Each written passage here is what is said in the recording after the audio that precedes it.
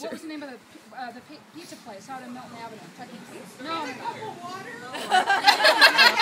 Happy Joe's. At Happy Joe's, all the family was there. She was 2 that day.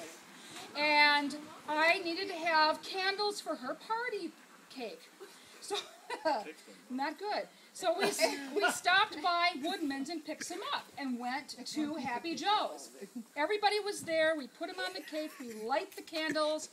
Little tiny baby Lizzie goes to her cake and tries to blow them out and can't because I have purchased candles that you can't blow out. No, you won the Mother of the Year award that day. That was sage squirrel. I'm not eating it.